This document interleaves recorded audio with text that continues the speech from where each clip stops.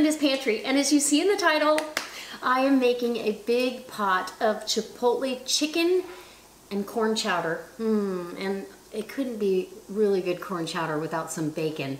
And I get this bacon, the ends and pieces, and I'm telling you there's hardly any fat on it whatsoever. I'm gonna bring you in close so you can see. I cooked this off in the oven. I'm gonna cut it into little pieces because some of these pieces are pretty thick, but I'm gonna use my new 6.2 quart Chef Series Dutch oven that I earned from Tupperware, and I love it. You can cook in the oven or on top of the stove. This handle won't get hot unless you put it in the oven. But we're gonna do it stovetop today, and then I'm taking it to my daughter's for dinner. So we'll do a little bitty taste test before I go. I'm gonna use the Chipotle chicken that I did in the stack cooker, and I took that all off the bone, and here it is. It's about between 3 and 4 cups. So I'm gonna say, well, it's 20 ounces of meat in here. This container is a 20-ounce container. I've got 2 quarts of, well, I've got 1 quart of turkey bone broth and 1 quart of chicken bone broth. So we're gonna use that. And I've got a pretty large onion diced up here, 4 cloves of garlic, 2 cans, 15-ounce cans, 14.75, excuse me, of cream corn, and I've got some frozen corn, and I'm probably only going to use about a half a bag. This is so about 8 ounces.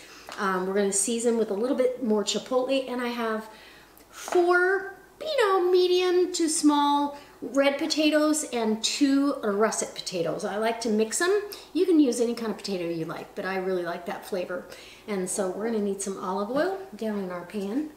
And I will bring you in close so you can see everything up close and personal what I'm going to do, because these have a limited lifetime warranty on these pans. It's an anodized aluminum. As long as you don't spray cooking spray, which has silicone in it, will ruin any nonstick surface. You can use oil or animal fats or anything like that, but I'm going to use olive oil today to saute the onions and the garlic. So I'm going to go ahead and put down and use, an olive oil that you really like. This isn't going to be a high-fat meal because there's no fat on that bacon. And all the fat's been taken off the chicken. So come on in and let me show you.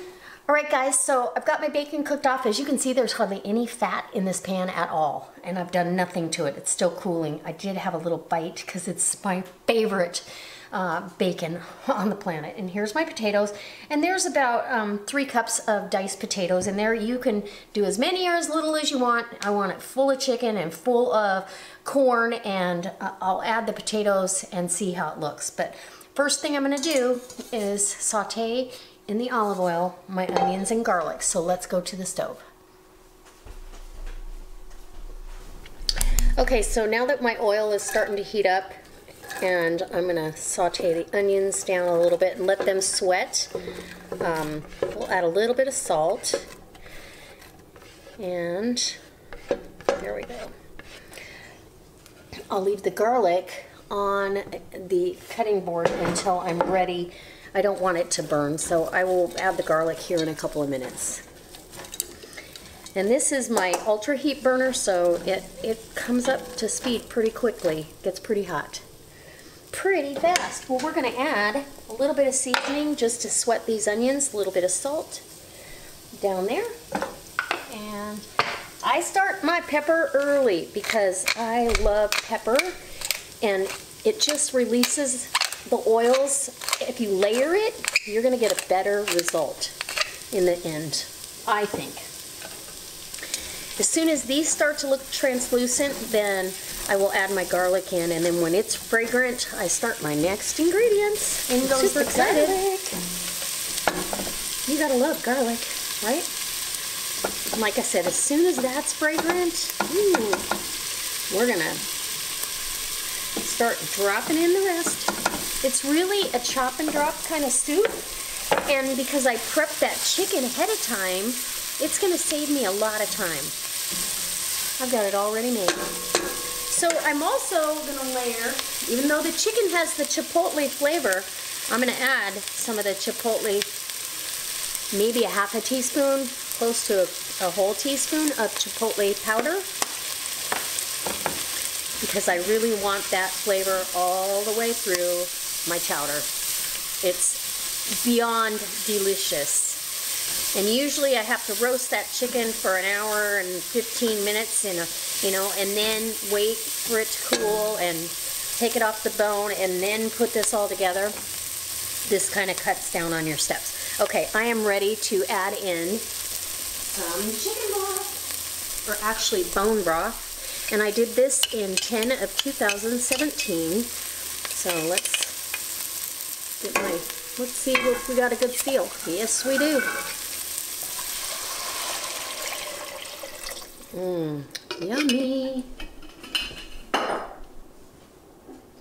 And here's a jar of the turkey bone broth, and that was done in January of 2017. Nice seal. And we'll go ahead and put that in. Look how rich it already looks. It's absolutely wonderful. Now I'm not going to add my chicken in right away because it's already cooked and I don't want it to just cook down and be mush. So I still want it to hold on to some texture. I changed my mind on flouring the vegetables. I'm going to go ahead and at the end, when I thicken it, I'll do a slurry and I'll thicken it that way. So we're going to let this come up to a nice simmer and we'll start adding in some more stuff. I've got my cream corn. You can't have corn chowder without cream corn. And I really want, adding in this to be just a half a bag at this point. I may not need more corn, or I may decide I want more corn. It looks like I'm gonna want more because that's the kind of girl I am. But I'm also gonna add some of the potatoes. Okay, I may or may not add all of them, but I just kind of eyeball it because I still need to leave room for all that chicken. And again, you could use part of that chicken or all of it. So I've got about 2 cups of potatoes now. And I am going to use the rest of that corn. And we're going to make this into such a pretty thick chowder. Oh, look at that already. So with the chicken, yeah, and the bacon, I've got the bacon all chopped up so it will be ready to roll. And it is so smoky and delicious. I'm not gonna lie. I'm gonna add the rest of the potatoes. So hopefully you guys are keeping track. It'll have just enough room for the chicken and the bacon. And we're gonna let this simmer until the potatoes are tender. And I'm gonna add some more pepper. And we're gonna give it a little bit of a taste for seasoning as far as salt goes. I don't want to miss out on enough salt because, you know, when you have corn on the cob in the summer, you gotta have it with salt and pepper. So let's give this a stir and we'll see where we're at. And got a tasting spoon. And I keep those right by the stove, so I have one whenever I need it.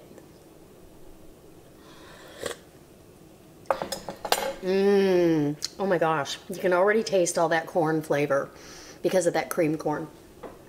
So I'll be back when we're doing something else and you need to see it. I do want to say while this is simmering away, I'm going to make a slurry to thicken this, and we're going to be adding some heavy cream as well. So yeah, it's going to be a pot full of soup, just saying. Okay, so I've got, the potatoes are tender, everything has had a chance to just become delicious. And so now I'm going to add the chicken and the bacon, and we are going to finish this dish. This is super easy, you guys. Look at that bacon. So crispy nuggets of bacon, and you could save some out to reserve on the dish, but I know what'll happen, and so I'm just going to put it inside. And that'll keep me from snacking on any more of it. Now I also want to get my heat back up to a simmer. I kind of turned it down. I've got my slurry of flour and whole milk, and as soon as that comes up to a simmer, And because it's got to boil for that to thicken. Look at that. I turned it down because of a phone call, but that's all right. And now we're gonna go ahead and add in our chicken. And look at that beautiful chicken. So moist and tender and delicious, right off that rotisserie style. So we're gonna go ahead and get some of this chicken in here. And I want big chunks, little chunks. I want it really rustic, and for whoever's eating this to know that they're getting plenty of chicken. So you can shred it, you can do it however you want. I honestly am so happy that I did that chicken ahead of time. It's saving me a ton of time today. I may not be able to fit all of that chicken in there, but I'm gonna do my best.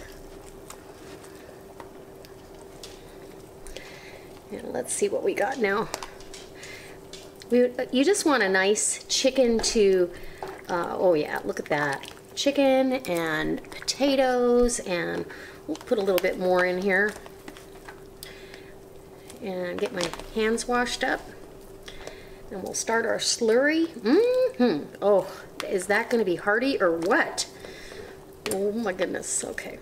And then the rest of the chicken that's left, I'm gonna make a Chipotle chicken salad for myself. Look at that, and I can do chicken wraps. I've got some low carb wraps, so if you'd like to see how I do that, let me know in the comment section and I'll do another video for you. So let's get our slurry in here.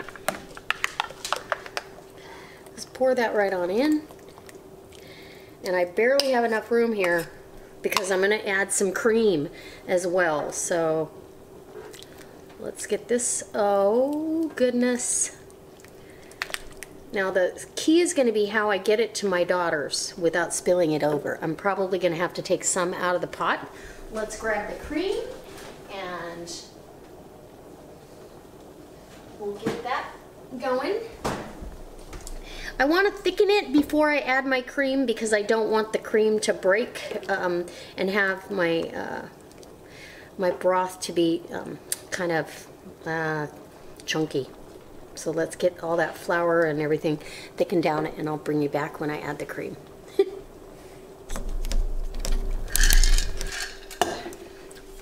Okay, so I'm going to show you the consistency here. It's thickening up nice, but I still want it a little bit thicker. I don't want to add any more flour to it, so I'm going to take my potato masher and mash some of these potatoes up in here. It'll add a nice thick consistency. Use your potatoes to your advantage. And now we're getting thick. Oh, wonderful. And then I can add my cream and we're ready to serve.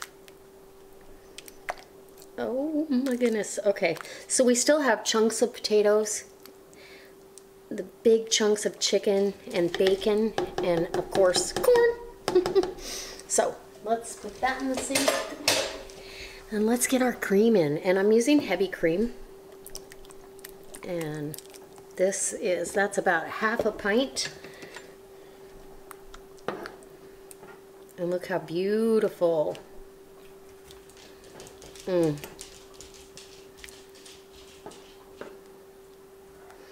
Yeah, I'm definitely going to dish some out, and so I can travel with this pot because I won't be able to travel.